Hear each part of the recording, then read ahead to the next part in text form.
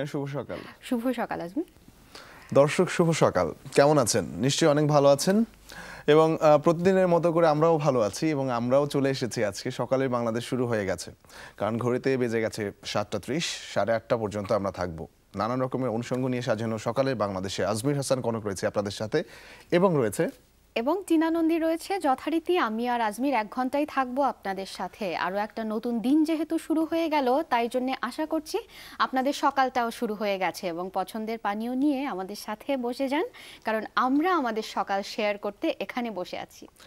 এছাড়াও যারা আজকে অনেক রকমের ব্যস্ততা রয়েছে, অনেক রকমের প্ল্যান রয়েছে, বাসায় বসে বসে সেই প্ল্যানগুলো করতে পারেন। কিভাবে কাটছে আপনার সকালবেলাটা সেটাও শেয়ার করতে পারেন সকালের বাংলাদেশের সাথে। করতে হবে সেটা হচ্ছে গিয়ে আপনাদের ফেসবুকে লগ ইন করতে হবে এবং লাইক দিতে হবে আমাদের অফিসিয়াল পেজে, যেটা facebook.com/সকালের বাংলাদেশ। আর আপনাদের সকালবেলাটা কেমন কাটছে, সকালের বাংলাদেশ কেমন লাগে, সব কিছু জানতে চাই। টিনা, আমাদের ঐতিহ্যের সাথে আমি যেটা চিন্তা করে দেখলাম যে গতকালকে আমরা অনেক কিছু শুনলাম, বাংলাদেশের নানান রকম আয়োজন থাকে, যেমন নৌকা বাইচের কথা আমরা কয়েকদিন ধরে পড়লাম। গতকালকে আমরা মাটির উপরে দেখলাম। তো আজকে যদি আমরা একটু ভিন্ন রকমের কিছু নিজেরা দেখি এবং দর্শকদেরকে দেখাই, কেমন হবে?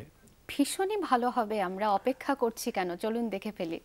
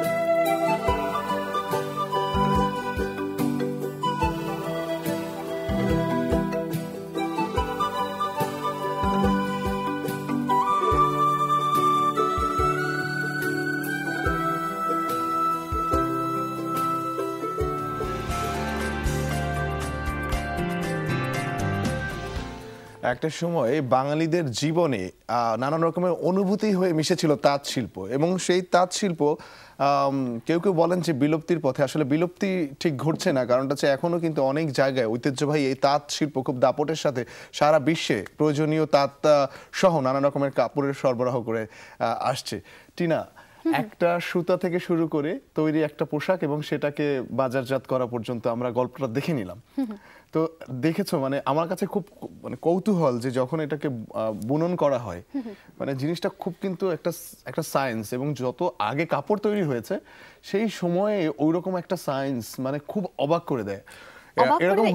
দেখো, সায়েন্সের কথাই তুমি যখন বললে, তোমার ধরো বিজ্ঞান তো পরে আসা, আগে তো মানুষের মাথা থেকে আসতে হয়েছে এই কারুকাজ, এবং কত যত্ন করে করছিল, কত সূক্ষ্ম সূক্ষ্ম। কালও কিন্তু একই কথা বলছিলাম, তোমার দেশীয় শিল্পের এটা কিন্তু একটা অনেক বড় গুণ। তুমি যাই করো, যেহেতু তোমার সাথে ফিজিক্যালি ডিরেক্ট রিলেশন ওটার, তুমি হাতে করছো সবকিছু বসে, তো অনেক মনোনিবেশ করে করতে হয়, অনেক কনসেন্ট্রেশন দরকার হয়, অনেক যত্নের দরকার হয়। খুব তাই, এবং সেটার সাথে আবেগের বিষয় আছে, ধৈর্যের বিষয় আছে অবশ্যই। এবং এত বড় একটা সময়, দেখো একটা শাড়ি তৈরি করতেই কয়েকজনের অনেক সময় লাগে। তো এরকম প্রতিদিন তাদের একটা নির্দিষ্ট একটা টার্গেট থাকে সেই টার্গেট যখন তার টার্গেট অনুযায়ী কাজ করে, একই কাজ বারে বারে করতে করতে দীর্ঘদিন করতে করতে করতে কখনো কখনো কিন্তু এরকমও হতে পারে মানুষ বলেই যে ভালো লাগছে না, কিন্তু তারপরে ওই ভালো লাগা না লাগার মাঝখানে দোটানায় তারা না থেকে কিন্তু আমাদের প্রয়োজনীয় তৈরি পোশাক আমাদেরকে দিয়ে এবং যাচ্ছে তাঁতিরা। উল্টোটাও কিন্তু হয়, দেখো তুমি দেশীয় পোশাকের মধ্যে এই যে আমরা দেশীয় পোশাক যে পরে আছি মানে এটা কিন্তু খুবই কমফোর্টেবল, এবং তারা নতুন নতুন ডিজাইন কিন্তু মাথা থেকে বের করেই ফেলছে। মানে তুমি ওই একই ডিজাইন, হ্যাঁ কিছু কমন প্যাটার্ন থাকে, তার বাইরে বেরিয়েও কিন্তু নতুন নতুন তুমি প্রত্যেকটা ওকেশনে পেয়েই যাচ্ছ। এবং এসব কিছুর সাথে রিলেটেড একটা কথা বলি, দেশীয় পোশাক বলতে মনে পড়লো আজমির আমার যে আজকে কিন্তু জাতীয় আয়কর দিবস, তাই তো? তো আয়কর যদি সবার দেওয়ার অভ্যাস থাকে, আমাদের ইকোনমি বুস্ট আপের জন্য, এই দেশীয় শিল্পকে বুস্ট আপ করার জন্য এটা অনেক বেশি, আমি কি বলবো, অনেক বেশি লাভবান হব আমরা যদি সবার আয়কর দেওয়ার অভ্যাসটা থাকে, তাহলে এই জিনিসগুলো আরো বেশি সুলভ মূল্যে পাওয়া যাবে। ঠিক, কারণ এটা তো একটা সার্কেলের মতো, একটার সাথে আরেকটা রিলেটেড, একটার সাথে একটা রিলেটেড। অবশ্যই অবশ্যই, এবং দেশকে ভালোবাসলে, সততাকে যদি আপনি পোষণ করেন তাহলে এখান থেকে পালানোর কোনো উপায় নেই, এবং আমরা পালাবো না কেউ। দেশকে আমরা ভালোবাসি, আয়কর আমরা দেব। আর একই সাথে আমরা যেটা জানাবো আপনাদেরকে সেটা হচ্ছে গিয়ে সারা বাংলাদেশে অনেক আয়োজন রয়েছে আজকে সারা বাংলাদেশে। ঢাকা সহ সেই আয়োজনগুলোর সংক্ষিপ্ত বিবরণ আপনাদেরকে জানাচ্ছি। শুরু করছি আমি, টিনাও আমার সাথে আপনাদেরকে এই ইম্পর্টেন্ট বিষয়গুলো জানাতে সাহায্য করবে।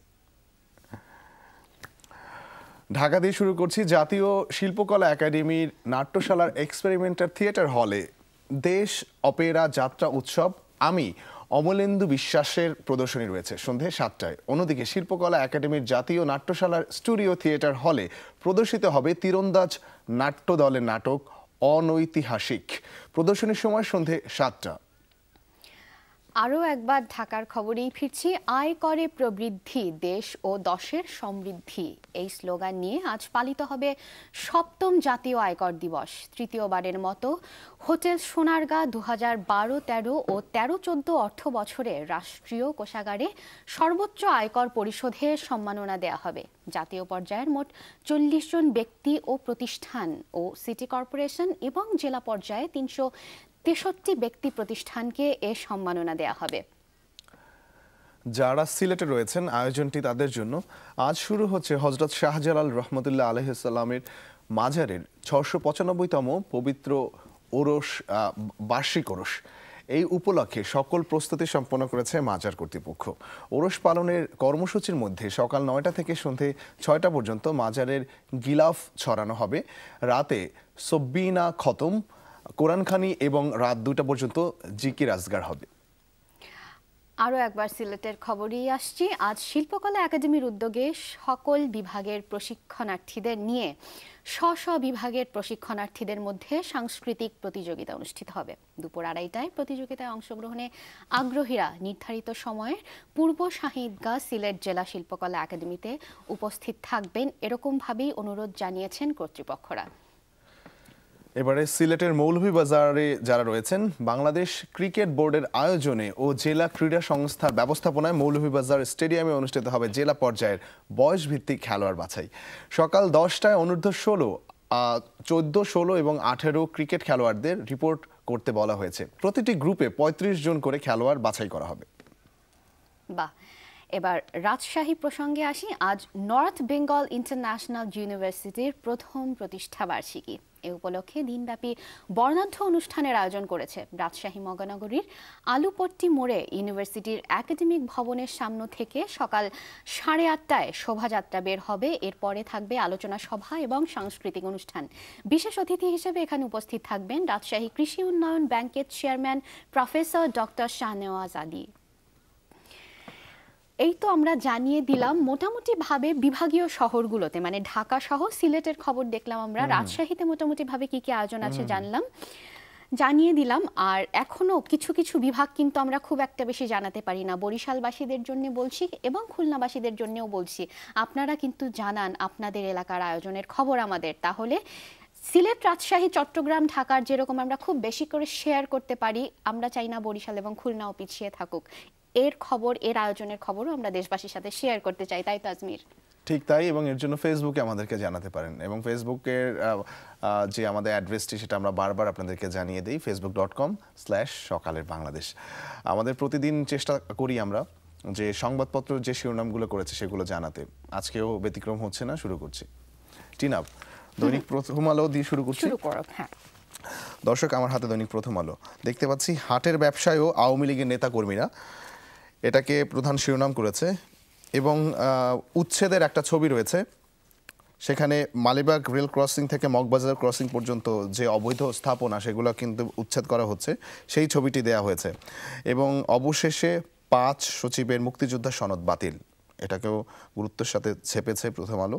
দেখতে পাচ্ছি ডিবির সাথে বন্দুকযুদ্ধে যুবক নিহত। এছাড়া একটা ক্রিকেটের একটা শিরোনাম আছে, সেটা হচ্ছে হঠাৎই 3 পেসারের আগুন। এটা একটা ভালো সংবাদ ছিল। টিনা, আমার কাছে পরেরটায় চলে যাব। আচ্ছা, এরপরে আমি যুগান্তরের শিরোনাম জানিয়ে দিই। যুগান্তরের লিড নিউজ যেটা করেছে সেটাই পড়তে চাচ্ছি। শুরুতে বলছে, পিডিবির ভান্ডার লুট, অরক্ষিত টঙ্গীর কেন্দ্রীয় গুদাম, শত কোটি টাকার পণ্য উধাও, গোডাউন ঘিরে তৎপর সিন্ডিকেট। এটা একটা অনুসন্ধানী প্রতিবেদন দৈনিক যুগান্তরের। আর এরপরে যেটা পড়তে চাই, একটা হার্ডকোর পলিটিক্যাল নিউজ, যেটা হচ্ছেন ব্যারিস্টার মওদুদ একটা বই লিখেছেন, ওটা লিখে উনি আবার আলোচনায় এসছেন। বইয়ের নাম হচ্ছে Bangladesh emergency and the aftermath 2007-8। এখানে শিরোনাম করেছে যুগান্তর যেটা বলে, সেটা হচ্ছে মওদুদের নতুন বইয়ে তথ্য, মঈন ও তার সহযোগিতার সহায়তায় আওয়ামী লীগ ক্ষমতায় ফেরে, এটা বলছে। আর এরপরে একটা মন্তব্য প্রতিবেদন পড়তে চাই দৈনিক যুগান্তরের। এটা বলছে, প্রধানমন্ত্রীর শেষ ভরসা, সুদের হার সিঙ্গেল ডিজিট না হলে সব পক্ষই পথে বসবে, শেয়ার বাজারের চেয়েও ভয়াবহ সংকট তৈরি হবে, এটাও বলছে দৈনিক যুগান্তর। এবং এরপরে আওয়ামী লীগের সব নেতাকে কেনা যায়, এটা শেখ হাসিনা বলেছেন, এরকম কিছু খবর করেছেন দৈনিক যুগান্তর। এবং এরপরে একটা পড়ে শেষ করছি, এটা হচ্ছে, সদর্পে ঘুরছে হত্যাকারীরা, ফারুক খুনের পরিকল্পনাকারী এমপি রানা সহ 4 ভাই। এই তো, ব্যাস, পরেরটায় চলে যাও। দৈনিক ইত্তেফাকের শিরোনামগুলো জানাবো। ভারতে বসে দেশে চাঁদাবাজি করছে 43 সন্ত্রাসী, বাংলাদেশে ফিরিয়ে আনতে স্বরাষ্ট্র মন্ত্রণালয়ের উদ্যোগ, এটাকে প্রধান শিরোনাম করেছে দৈনিক ইত্তেফাক। এছাড়া বাঘ না থাকলে সুন্দরবনের অস্তিত্ব থাকবে না, বিশ্ব বাঘ পর্যালোচনা সম্মেলনের প্রধানমন্ত্রীর একটি উদ্ধৃতি এখানে তুলে ধরা হয়েছে। একই সাথে 5 সচিব ও যুগ্ম সচিবের মুক্তিযোদ্ধা সনদ বাতিল, আগামী 26শে মার্চ নতুন মুক্তিযোদ্ধা তালিকা। এছাড়া আরেকটি অ্যালার্মিং একটা সংবাদ আছে, সেটা হচ্ছে বিদেশি সন্ত্রাসীদের হাতে বাংলাদেশি পাসপোর্ট। টিনা, দৈনিক সমকাল পড়ছি, এবং সমকালে যেটা আমি হাতে নিয়ে দেখছিলাম, ভীষণই আজকে যেহেতু আয়কর দিবস সেটা নিয়েই করেছে শুরুটা, চমৎকার করে একটা পরিসংখ্যান দেখিয়েছে, এটা দিয়েই শুরু করছি। কর আদায় বাড়লেও টার্গেট বহুদূর, এখানে একটা পরিসংখ্যান দেখিয়েছে সমকাল। বলছে, সক্ষম করদাতা 60 লাখ, নিবন্ধিত করদাতা 18 লাখ, এবং নিয়মিত কর দেন 12 লাখ। আয়কর দিবস আজ, এটা করেছে সমকাল। এবং এরপরে এনবিআর চেয়ারম্যানের একটা সাক্ষাৎকার ছেপেছে, national board of revenue chairman বলেছেন। আচ্ছা, সমকাল বলছে, সাক্ষাৎকারে এনবিআর চেয়ারম্যান, কর বান্ধব পরিবেশ নিশ্চিত করতে হবে, এটা বলেছেন গোলাম হোসেন, এনবিআর চেয়ারম্যান। আর এর পরে পড়তে চাই, এটা হচ্ছে 5 সচিবের মুক্তিযোদ্ধা সনদ বাতিল। আর এরপরে, কলেজের অনুমোদন স্থগিত, কোথায় পড়বেন এই 300 মেডিকেল শিক্ষার্থী, এটাও জানাচ্ছে দৈনিক সমকাল। আর এরপরে, শুধু বাঘ নয়, সুন্দরবনকেও বাঁচাতে হবে, প্রধানমন্ত্রী বলেছেন। এই তো, ব্যাস, চলে যাও পরেরটা। দৈনিক জনকণ্ঠের শিরোনামগুলো জানাচ্ছি। 144 ধারায় বাজার, ট্রেন চলাকালে লাইনের দুপাশে 10 ফুট নিষিদ্ধ এলাকা, জানে না সাধারণ মানুষ, চলে যানবাহন, ঘটে দুর্ঘটনা। এছাড়া যুবলীগ নেতা সাবুর মৃত্যু নিয়ে আজিমপুর পলাশীতে বিক্ষোভ, এবং জামায়াত নেতারা ঢাকায় দাড়ি কেটে টুপি ফেলে জিন্স পরে আর গ্রামে করে ধর্ম ব্যবসা, এরকমও কিন্তু একটা সংবাদ রয়েছে। জাপা সমাচার, সংসদে স্বামী স্ত্রী গ্রুপের পাল্টাপাল্টি বৈঠক। ব্যাস, এই তো আমরা জানিয়ে ফেললাম। দর্শক, আমরা দেশের মোটামুটিভাবে প্রধান প্রধান কয়েকটা সংবাদপত্রের শিরোনামগুলো জানিয়ে দিলাম আপনাদেরকে। আমরা যেহেতু শুরুতেই বলি যে আমরা একটু দিনটার শুরুতেই হয় না, দিনটা গুছিয়ে দেওয়া আমাদের লক্ষ্য থাকে, তাই জন্যই এই সংবাদপত্রের শিরোনামগুলো জানিয়ে দেয়া আপনাদের। যাই হোক আজমির, প্রথম বিরতি নেওয়ার সময় হয়ে গেছে বোধহয়। জি, আমরা প্রথম বিরতিতে যাচ্ছি। বিরতির পরে যখন ফিরবো থাকবে আমাদের সাথে অতিথি, থাকবেন আপনারাও, সাথে থাকুন।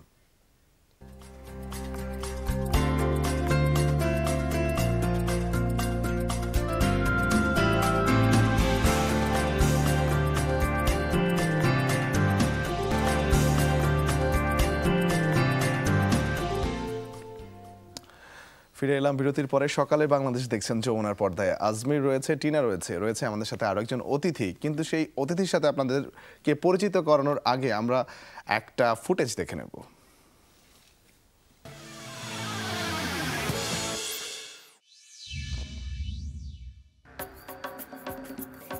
This week, we meet up with a superfan from Dhaka, Bangladesh, who has a unique way of showing his true stripes.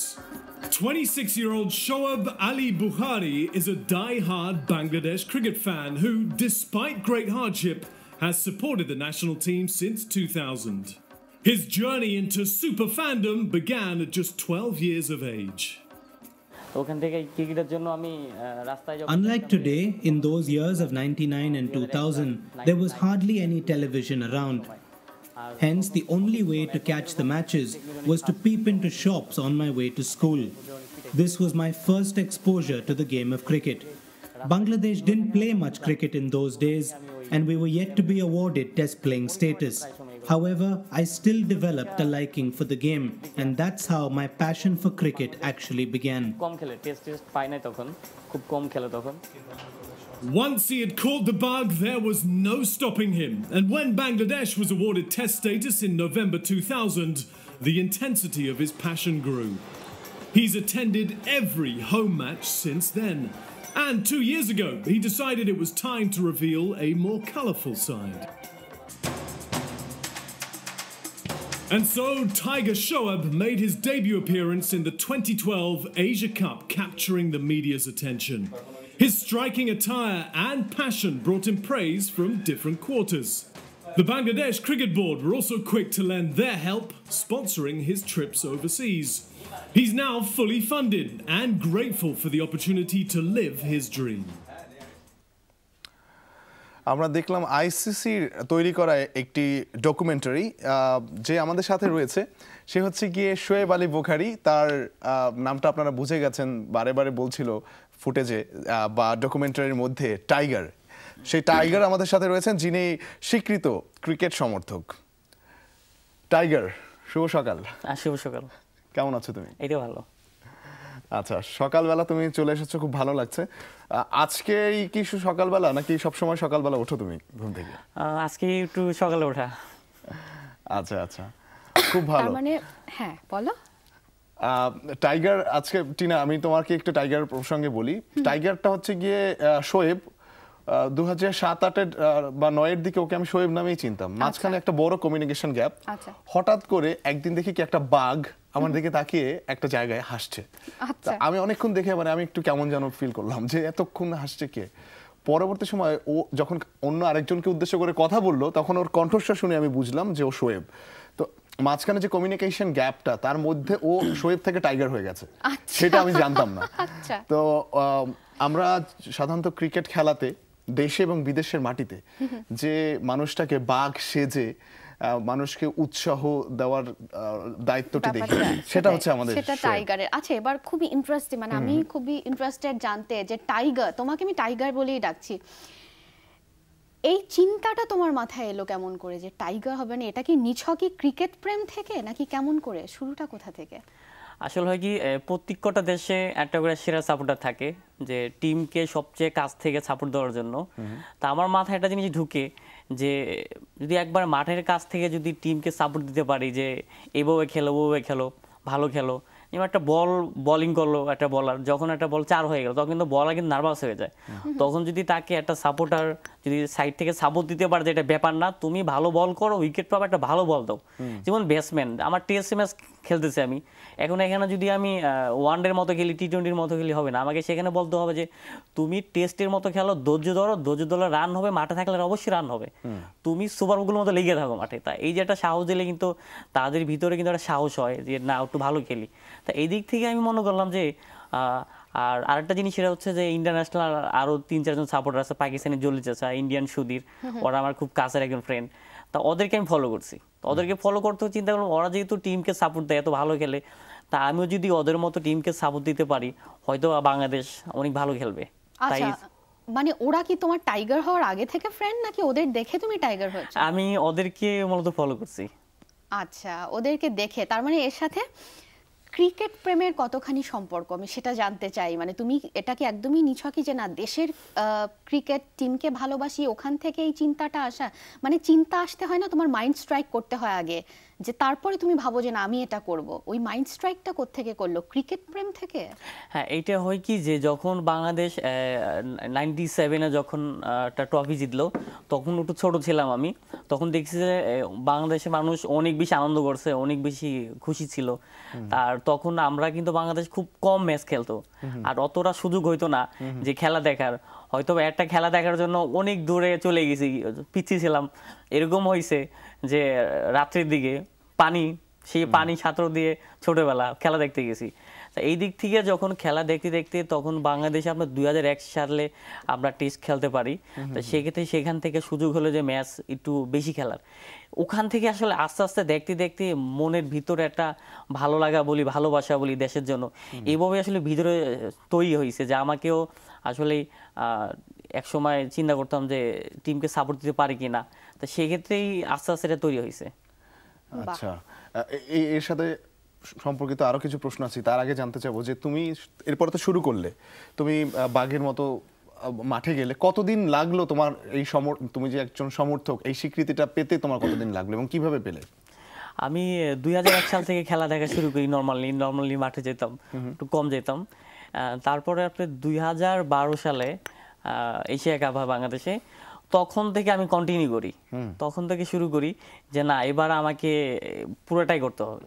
আগে তো শুধু মাঠে যেতাম, এখন আমাকে এবার মাঠে যেয়ে, যেহেতু বাংলাদেশের লগোটা হচ্ছে টাইগার আর লাল সবুজের একটা পতাকা আমাদের, যেটা আমাদের 16 কোটি মানুষের একটা পরিচয়, সেক্ষেত্রে আমার মাথায় ঢুকলো যে আমার পুরো বডি হবে আপনার টাইগার, আর যে বুকের সাইডটা এটা হবে আমাদের লাল সবুজের পতাকা। সেই ক্ষেত্রে এটা আমার ওই সময়টা মাথায় আসলো, আর তখন থেকে আমি এটা কন্টিনিউ শুরু করি। আচ্ছা, বাহ, ও খুবই ইনোভেটিভ। ওর মাথায় এটা আসতে হয়েছে যে বডিটা টাইগার হবে আর চেস্টটা হবে কি লাল সবুজ পতাকা, মানে খুবই ইনোভেটিভ। আচ্ছা, শোয়েব আমাদের সাথেই রয়েছে, আমরা আর শোয়েবের কাছ থেকে আরো অনেক কিছু জানবো, কিন্তু তার আগে একটা বিরতির সময় হয়ে এলো, আমাদের সাথেই থাকুন।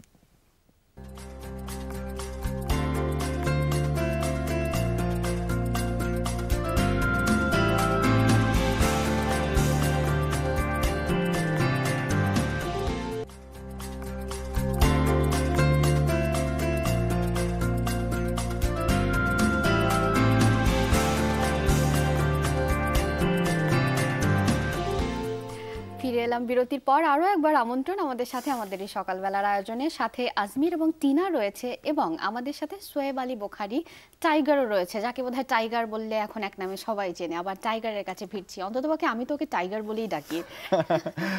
না, ও নিজেকেও টাইগার বলেই ডাকে, কারণটা হচ্ছে গিয়ে ওকে ভালোবেসে এই উপাধিটা দেওয়া হয়েছে, ইন্টারন্যাশনালি সে টাইগার নামে পরিচিত।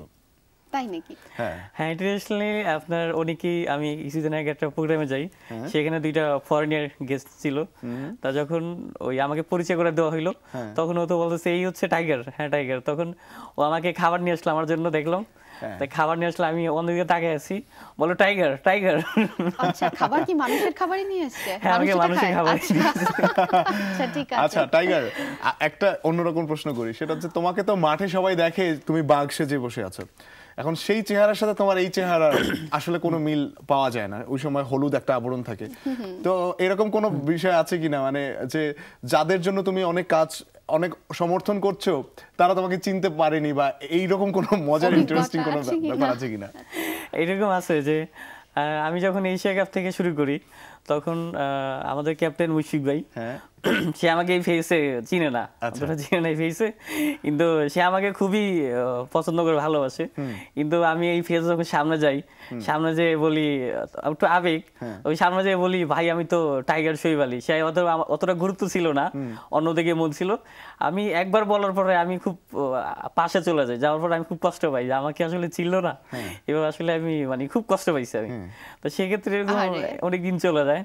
লাস্ট আমি যখন একটা ওই শ্রীলঙ্কা ট্যুরে যখন শেষ করে, আচ্ছা ট্যুরের গল্পটা শুনবো টাইগার, এক্স্যাক্টলি তোমার কাছে ফিরবো, আবার নিউজ আপডেটটা একটু জেনে নি। দর্শক, বাংলাদেশ ক্রিকেট টিমের জন্য এরকম নিবেদিত একজন প্রাণ পেয়েছি আমরা, আমাদের মধ্যে অনেক ইন্টারেস্টিং তথ্য থেকে জানার আছে। তবে তার আগে নিউজ আপডেট জানতে নিউজ স্টুডিওতে চলে যাচ্ছি। ইমতিয়াজ মাশরাফি আমাদের সহকর্মী, উনি জানিয়ে দেবেন নিউজ আপডেট।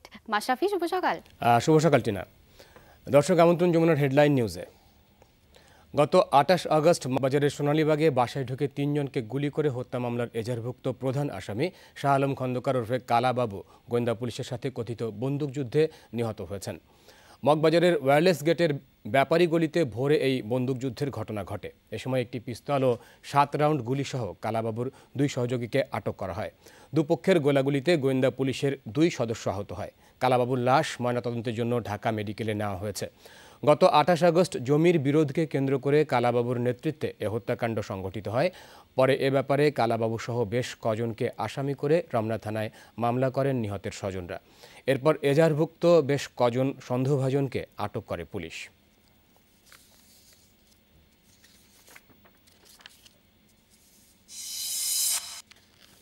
রাজধানীর মিরপুরে স্কুলের এক ছাত্রকে ধারালো অস্ত্র দিয়ে কুপিয়ে খুন করেছে দুর্বৃত্তরা। নিহতের নাম মাহিদুল ইসলাম ইমন। রোববার রাত 9টায় মিরপুরের নিজ বাসার সামনে দুর্বৃত্তরা অস্ত্র দিয়ে তাকে আঘাত করে। পরে গুরুতর আহত অবস্থায় ঢাকা মেডিকেল কলেজ হাসপাতালে নেওয়া হলে চিকিৎসক তাকে মৃত ঘোষণা করেন। নিহত ইমন মিরপুর আদর্শ স্কুলের 7ম শ্রেণীর ছাত্র। এই ঘটনায় 2 জনকে আটক করেছে পুলিশ। আর রাতে নিহতের বাবা নজরুল ইসলাম অজ্ঞাত 7 থেকে 8 জনকে আসামি করে মিরপুর মডেল থানায় একটি হত্যা মামলা দায়ের করেছেন।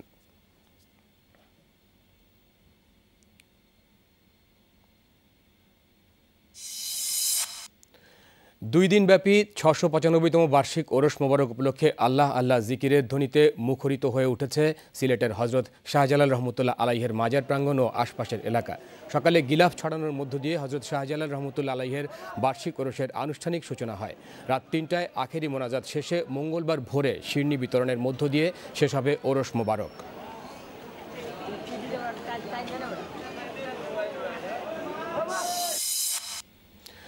আন্তর্জাতিক গণতন্ত্র দিবস আজ।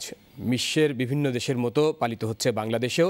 ইতিহাসবিদ ও রাজনৈতিক বিশ্লেষকরা বলছেন, স্বাধীনতার 4 দশকেও গণতন্ত্র প্রাতিষ্ঠানিক রূপ পায়নি বাংলাদেশে। 2 দফার সামরিক শাসন গণতান্ত্রিক অভিযাত্রায় বাধা হলেও রাজনৈতিক দলগুলো ব্যর্থ হয়েছে এই ব্যবস্থাকে এগিয়ে নিতে, এমনটাই মনে করেন ইতিহাসবিদরা।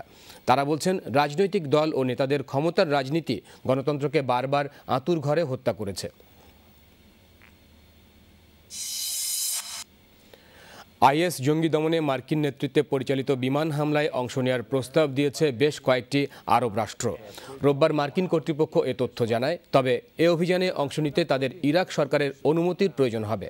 রোববার রাতে মার্কিন গণমাধ্যম সিবিএসে দেয়া এক সাক্ষাৎকারে মার্কিন পররাষ্ট্রমন্ত্রী জন কেরি জানান, এই মুহূর্তে ইরাকে স্থল অভিযানের কথা ভাবছে না যুক্তরাষ্ট্র।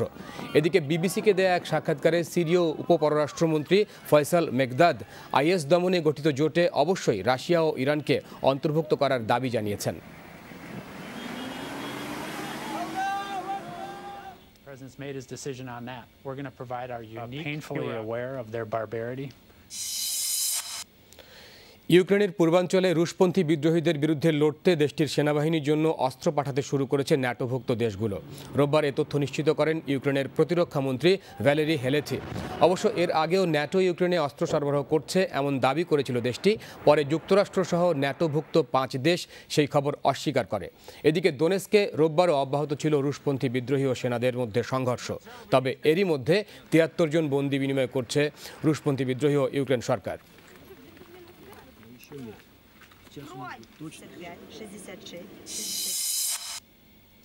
আল আমিন শফিউল ইসলামদের পেইস ভেলকিতে সেন্ট লুসিয়ায় সিরিজের শেষ টেস্টে 380 রানে গুটিয়ে গেছে ওয়েস্ট ইন্ডিজের প্রথম ইনিংস। জবাবে দ্বিতীয় দিনে ব্যাট করতে নেমেই কোণঠাসা হয়ে পড়েছে টাইগাররা। দিন শেষে তাদের সংগ্রহ 7 উইকেটে 104 রান। এখনও 276 রানে পিছিয়ে আছেন মুশফিক বাহিনী। আগের দিনের 3 উইকেটে 246 রানের স্কোর সমৃদ্ধ করতে নেমে শুরুতেই ড্যারেন ব্রাভোকে হারায় স্বাগতিকরা। অষ্টম উইকেটে টেইলরের সঙ্গে 54 রানের জুটি গড়েন অভিজ্ঞ চন্দ্রপল। জবাবে দ্বিতীয় দিনের 2 সেশনের কম সময়ে ব্যাট করে 7 উইকেট হারিয়ে 104 রান করে বাংলাদেশ। 48 রান করেন তামিম ইকবাল। 5 উইকেট নিয়েছেন কেমার রোচ। আজ শুরু হচ্ছে বাংলাদেশের এশিয়ান গেমস মিশন। গ্রুপ পর্বে নিজেদের প্রথম ম্যাচে আফগানিস্তানের মুখোমুখি হবে বাংলাদেশ। দক্ষিণ কোরিয়ার ইনচনে বাংলাদেশ সময় দুপুর 2টায় শুরু হবে ম্যাচটি। র্যাঙ্কিংয়ে 130 নম্বরে থাকা আফগানিস্তান দলে বেশ কিছু খেলোয়াড় রয়েছেন যারা এখন খেলছেন জার্মানির বিভিন্ন লিগে।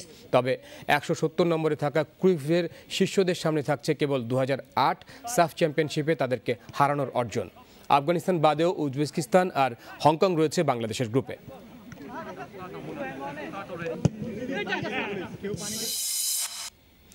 এই ছিল এখনকার মতো। ফিরে যাচ্ছি সকালের বাংলাদেশে টিনার কাছে। টিনা। মাশরাফি, অসংখ্য ধন্যবাদ, জানিয়ে দিলেন এখন পর্যন্ত হাতে পাওয়া হেডলাইনস।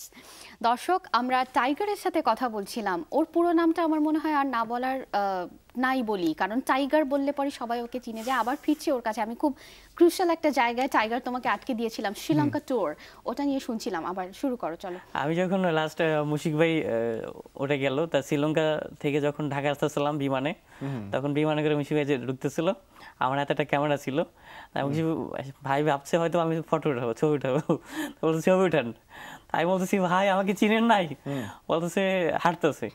আমি তো আবার একটু রাগ হইলো মনে, ভাই ও হাঁটে যেতেছে। পরে বিমানে ঢুকতেছে, আমি একবার সামনে যা দাঁড়াইছি, সামনে যা দাঁড়াই একবার এইভাবে যা বলছে ভাই আমাকে চিনেন নাই, আমি টাইগার। তাই দেখে আরে টাইগার তুমি, আমাকে আসলে তখন বুকে জড়াই নিল। মানে এত ভালো লাগলো যে আমার প্রতি তার প্রতি যে একটা ভুল ধারণা ছিল ওটা পুরোপুরি কেটে গেছে। যে আসলে যে মুশিক এতই ভালো যে আমাকে জড়াই নিয়ে বলছে টাইগার তুমি তো কতবার সামনে হয়েছে। আমি বলতেছি ভাই আমি তো কতবার সামনে গেছি আপনার, কিন্তু আপনি তো আমাকে চিনতে পারে নাই, কারণ ওইভাবে করে পেইন্ট করা দেখে, পরে আবার এভাবে দেখলে আসলেই চেনা যায় না। আচ্ছা, এখন একটা ম্যাচ চলছে, তুমি ম্যাচগুলো সব খোঁজ খবর রাখছো? হ্যাঁ, রাখতেছি। আচ্ছা, এই ম্যাচে তোমার মানে বাংলাদেশ ক্রিকেট দলের সাথে কেন যাওয়া হয়নি? এটা কি তোমার কোনো ব্যক্তিগত কারণ না অন্য কোনো কারণ আছে? এটা আসলে জানেন যে ওয়েস্ট ইন্ডিজ হচ্ছে অনেক খরচ, অনেক বেশি খরচ সেখানে। সেক্ষেত্রে আমার স্পন্সরের সমস্যা ছিল যে এতগুলো টাকা পয়সা ওখানে লাগবে, তারপরে থাকা খাওয়া বিমান।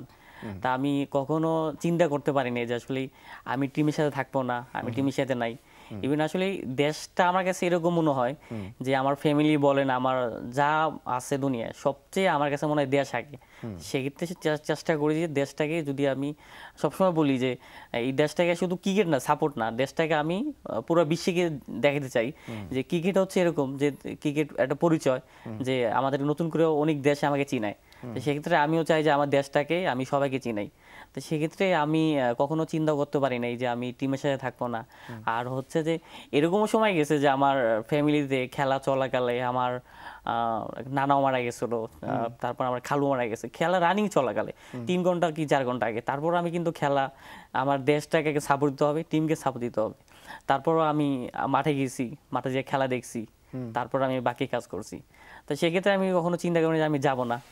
যাই হোক, এটা আসলে যাওয়া হয়নি, সে সমস্যা নাই। কিন্তু আমি হারলো বাংলাদেশ, জিতলো বাংলাদেশ, দেশটা তো আমার সবার দেশ। তা আমি যেখান থেকে পারি সেখান থেকে টিমকে সাপোর্ট দিতে চেষ্টা করি।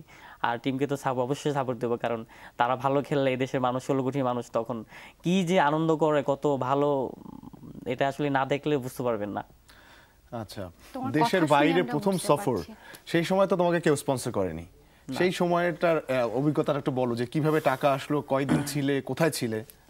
আসলে ফার্স্ট টাইমে 2013 সালে বাংলাদেশ শ্রীলঙ্কা ট্যুর করে। সেক্ষেত্রে হয় কি যে তখন আমি একজন মোটর মেকানিক, আমার অবস্থাটা বুঝতে পারতেছেন মোটর মেকানিক কি অবস্থা থাকে, যে আমার কোনো সাইডে আমি চিন্তা করিনি। আমাকে একটাই মাথায় ভিতরে ঢুকছে, আমাকে এখন থেকে কন্টিনিউ যতদিন বাইচে আছি টিমকে সাপোর্ট দিতে হবে যেখানেই হোক। এখন আমাকে শ্রীলঙ্কা যেতে হবে। সেক্ষেত্রে আমি তখন একটু নতুন, আমি আমার অনেক কিছু তখন আমি বিক্রি করতে যাই। আমার ইভেন আমার জমিটা আমি বিক্রি করতে গেছিলাম, সেটা আমি আমার বাবা দীর্ঘ 40 বছর কেস চালায় একটা জমি, যে জমি পাইছে সেটা আমি আমার বাবাকে বলতে পারি না আমি বিক্রি করবো। তারপরেও বলছিলাম, বলতেছে তোমার জমি তুমি বিক্রি করবা না, তোমার ব্যাপার, তুমি যেটা ভালো মনে করো। সেক্ষেত্রে আমি তখন জমিটা বিক্রি করতে হয় নাই, আমার অন্য অন্য সাইড থেকে কিছু জিনিস আমি বিক্রি করছি। বিক্রি করার পরে আমি এয়ারটেল থেকে আমি একটা বিমান টিকিট পাই। তা সেটা নিয়ে আমি আসলে আমি কিন্তু অতটা শিক্ষিত না, আর ইংলিশটা অত ভালো বলতে পারি না। আমি বাসা থেকে ব্যাগ ঠ্যাগ নিয়ে কাউকে কিছু বলি নাই, ব্যাগ নিয়ে টিকিটটা নিয়ে এয়ারপোর্টে চলে গেছি। এয়ারপোর্টে যাই আমি নামছি, ওখানে নামার পরে প্রচুর বৃষ্টি। এখন আমি চিন্তা করতেছি আমি কোথায় আইছি, না কথাও ভালো বলতে পারতেছি না, আর ওদের কথাও বুঝতে পারতেছি না। সেইখান থেকে আমি পাইছি আতার আলী খান, তাকে পেলাম। তাকে আমি সেই একই কাহিনী মুশিক ভাইয়ের মতো, সে তো আমাকে চিনে না, পটিয়ার কাটিং ছিল, আর ও দেখেছি ভাই আমি তো টাইগার, আমি তো চলেছি। সেই তো আমাকে দেখে অবাক, শোয়েব তুমি মানে কথা বলতে পারো না ঠিক মতো, তুমি এভাবে চলে গেছো, এও রিস্ক নিয়ে এভাবে আসে কেউ? পরে আমাকে তিনি শ্রীলঙ্কাতে নিয়ে গেলেন, মানে এয়ারপোর্ট থেকে মাঠে নিয়ে গেলেন। আচ্ছা, মাঠে নিয়ে যাওয়ার পর আমাকে তিনি একটা হোটেল দেখাই দিল। দেখি হোটেল তো অনেক ভাড়া, তা আমাকে বলছে যা টাকা পয়সা লাগুক, যত লাগুক তুই আমাকে বলিস। আমাকে দেখছে যে কটায় আনছে, আমি বলতেছি এই টাকা তোর এক সপ্তাহ হবে না, এখানে যে খরচ। বলতে সমস্যা নেই, হয়ে যাবে। টিম যখন ভালো খেলতেছিল, আমার কিন্তু তখন টাকা পয়সার সমস্যাটা হইতেছে। আমি যেই টাকা শেষ হয়ে গেছে, প্লেয়াররা আমাকে দেখে এত বেশি খুশি হয়েছে যে টাইগার চলে গেছে মাঠের ভিতরে।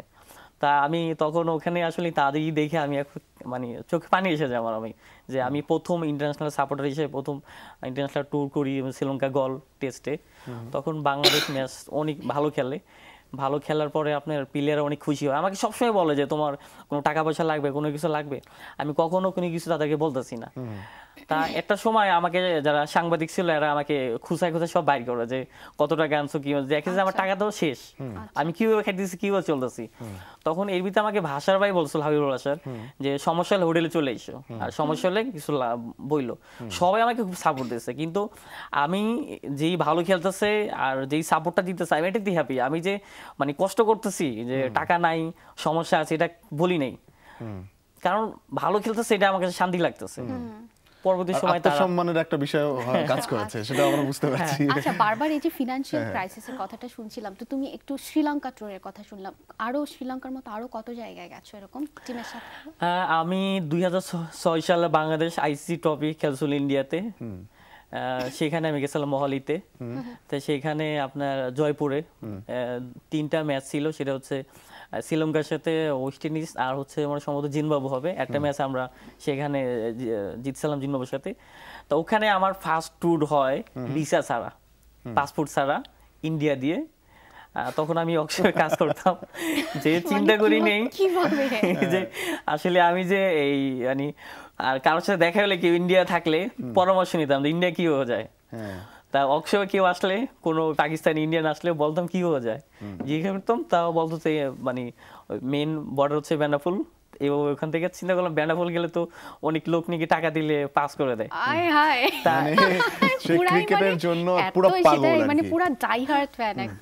তারপরে যেটা হলো যে ওখানে আমাকে একজনকে আমি ম্যানেজ করলাম, করার পরে তাকে আমি 2000 টাকা তার সাথে কন্ট্যাক্ট হইলো, আমাকে উঠাইলো কি একটা লরির ভিতরে আমাকে হেল্পার বানাইছে, আর ওই হেল্পার ঢুকছে পিছনে ট্রাকের উপরে।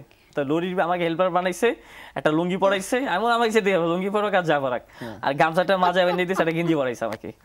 পরে যখন বাংলাদেশ ক্রস করছি ওই বিসির ওখানে গেছি, ওরা তো বুঝিয়া ফেলাইছে, নামানোর পরে তো আমি তো মানে বাংলা বলতেছি, এখন বলতেছে যে আমাকে নামানোর বুঝতে পারছে, আমিও স্বীকার করছি যে আমাকে একজনকে টাকা দিছে, আমাকে এখানে আনছে, আমাকে এরকম মোটা লাঠি দিয়ে আমাকে শাসন করার জন্য, আমি যেন এই কাজটা নেক্সট যেন না করি, আমাকে এরকম জোরে 2টা বাড়ি দিছে।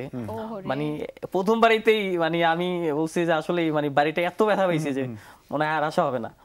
পরে আরেকটা বাড়ি দিচ্ছে, দেওয়ার পরে বলতেছে আমাকে বাংলাদেশে নিয়ে আসছে, এখানে আনার পরে আমাকে বলতেছে যে তুমি বলো এখান থেকে দেখাও, আর ওই লোকটা কোথায় থাকে, যে তুমি এটা ছোট, তোমাকে কেন পাঠাইছে। তা আমি দেখতেছি ওই লোকটা আশেপাশে আছে, আমি চিন্তা করতেছি যদি আমি ওকে দেখাই দিই আমি কিন্তু যেতে পারবো না, এই কারণে ওকে আমি তখন দেখাইনি, ধরাইনি। তখন আমাকে বাড়ি দিয়ে ছাড়িয়ে দিছে। পরে ওর কাছে গেছি, পরে বলতেছি যে আমাকে পাঠানা বড়। পরে আমাকে বলতেছে যে আপনি যাবেন, আমি বলছি হ্যাঁ, বলছে আরো 1000 টাকা দেন। মানে কি কেন দেওয়ার পরে আমাকে কি করলো, সেই বেনাপোল সেই আপনার 10 থেকে 15 কিলো হবে, সেখান থেকে আমাকে একদিন তার বাসায় রাখলো, আরো কিছু লোক ছিল। রাত 10টার দিকে আমাকে নিল, 11টা 12টা 2টার দিকে আমাকে আপনার ওদিক দিয়ে ঢুকাইলো কাঁটাতারের বেড়ার ভিতর দিয়ে। সেখানে আমি একটা সাদা শার্ট পরা ছিলাম, বিএসএফ রাত্রেবেলা কিন্তু আপনি লাইট মারে। মানে ফাইনালি তোমার ইন্ডিয়া মানে বর্ডার ক্রস করে তোমার সেই ম্যাচ অ্যাটেন্ড করা হয়েছিল? হ্যাঁ, ম্যাচ অ্যাটেন্ড করা হয়েছে, কিন্তু আমি কিন্তু পানির ভিতরে ওই লাইট যখন মারে তখন মানে যুদ্ধ তো দেখি নেই, শুধু শুনছি যে কিভাবে, তখন মাটিতে শুয়ে পড়েছি, জঙ্গলের ভিতরে ঢুকে গেছি। তখন এরকম হচ্ছে পানিতে ডুব দিছি, মানে অনেক স্ট্রাগল করেছে, অনেক চড়াই ট্রাই করে। এবং আমার যেটা মনে হলো যে প্রথম বাড়ি খেয়ে ওর মনে হয়েছে যে আর আশা হবে না, দ্বিতীয় বাড়ি খেয়ে বলেছে না আমি যাব, মানে বিশে বিচক্ষয় টাইপের একটা অবস্থা। সেটাই। এবং আরেকটা কথা আর একদম ছোট্ট করে বলি যে শ্রীলঙ্কার পুরো স্টোরিগুলো আমি জানি, যে সময় স্বল্পতার কারণে আপনারা জানতে পারলেন না পুরোটা। ও শ্রীলঙ্কাতে যে কি পরিমাণ স্ট্রাগল করেছে সেটা শুনলে যে কোনো মানুষ কিন্তু একদম মানে খুব কষ্ট পাবেন। খুব মানে ভয়ঙ্কর মানবেতর জীবনযাপন করেছে, মানে মানুষের আস্থা বলে থেকেছে, না খেয়ে থেকেছে। 1 মাস ছিল, অল্প কিছু টাকা পয়সা নিয়ে সে গিয়েছিল, এবং প্রতিটা জায়গায় টাইগার বা শোয়েব আলী বুখারী বাংলাদেশ ক্রিকেটের সমর্থন দিয়ে গেছে, নিজেকে ভেঙেছে, নিজেকে কষ্ট করেছে। শুনলেন যে তার এর জন্য বেতের বাড়িও খেতে হয়েছে, এরকম নানান রকমের বিষয়। এবং আমাদের অর্জন, ওকে আমরা অর্জন করলাম আসলে। এবং আমার মনে হয় এরকম ইন্টারেস্টিং, মানে ওকে না পেলে আমাদের এই সকালবেলার আয়োজনে ইন্টারেস্টিং এই গল্প শোনাই হতো না আমাদের। রাইট। এখন একটা কি আমাদের বোধহয় বিরতির সময়, একটা বিরতির সময় হয়ে গেছে। এবং টাইগার, তোমাকে অসংখ্য ধন্যবাদ। আজকে সকালবেলা তুমি এলে আমাদের সাথে, সকালটা আজকেই তুমি কষ্ট করে উঠেছো, সকাল শেয়ার করলে, কিছু ইন্টারেস্টিং তথ্য শেয়ার করলে, গল্প শুনলাম আমরা। অসংখ্য ধন্যবাদ, ভালো থাকবে তুমি, হয়তো পরে আবার কখনো তোমার সাথে দেখা হবে। দর্শক, আমরা এখন একটা বিরতিতে চলে যাচ্ছি। বিরতির পরে আজমির আর টিনা ফিরবে, আপনাদের সাথে আরো কিছুক্ষণ থাকবে, এবং আজমিরের যেই গুরু দায়িত্বের কথা রোজ বলি, ওয়েদার আপডেট, সেটা নিয়েই ফিরছি আমরা। সাথেই থাকুন।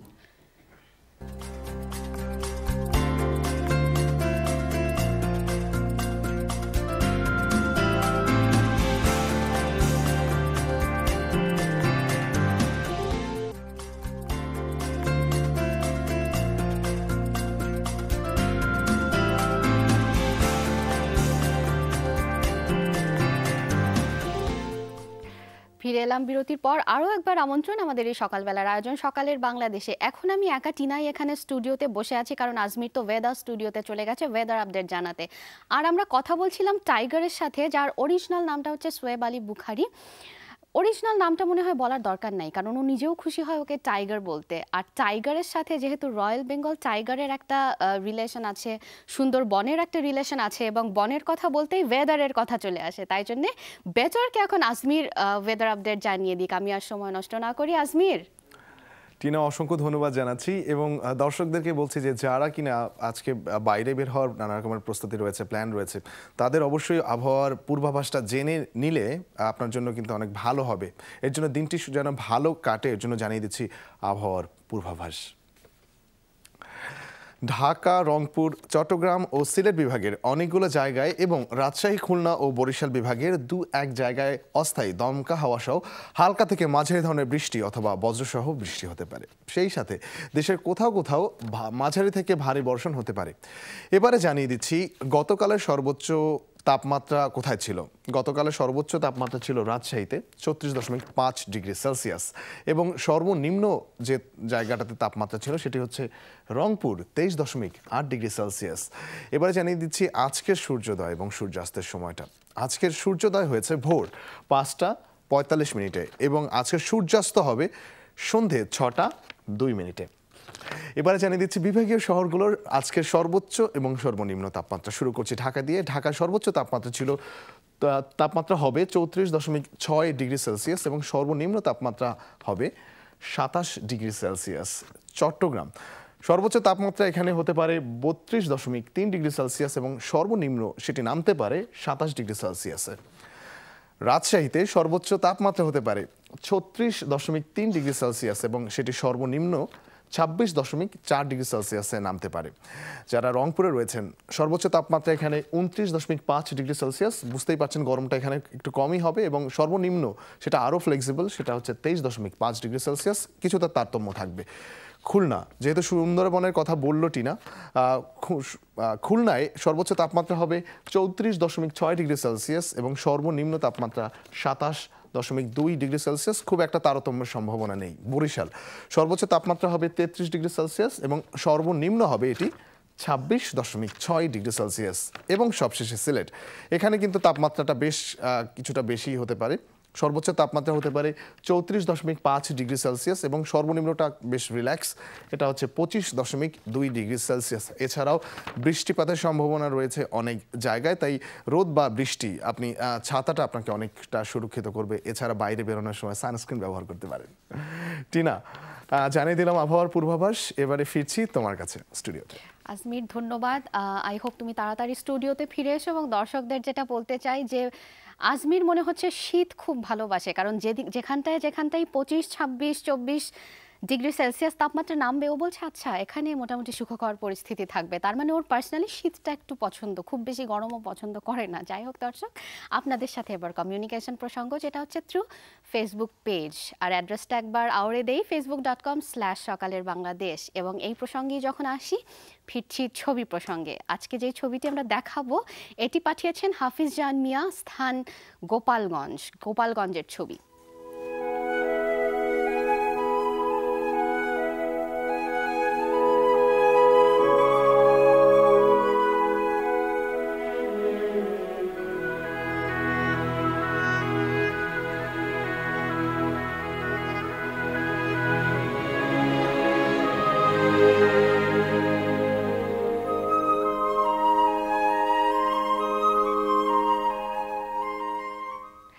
দেখে ফেললাম চমৎকার একটি সূর্যোদয়ের ছবি। এবং হাফিজ, এটা পাঠানোর জন্য আপনাকে অসংখ্য ধন্যবাদ। পাঠাতে থাকেন, এমন করেই আমাদের ছবি পাঠাতে থাকেন।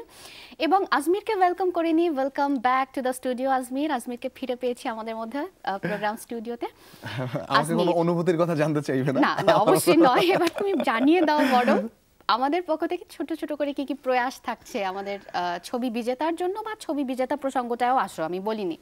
আচ্ছা, ছবি পাঠাতে পারেন আমাদেরকে, প্রতিদিন একটা করে ছবি দেখাই। মাস সেরা যিনি বিজয়ী হবেন তার জন্য থাকছে নানা রকমের পুরস্কার। প্রথমত থাকছে একটা পরিপূর্ণ প্রোগ্রামে অতিথি হওয়ার সুযোগ, আপনাকে আমরা পাশে পেয়ে আপনার সম্পর্কে নানা রকমের কথাবার্তা আপনার কাছ থেকেই আমরা জানবো।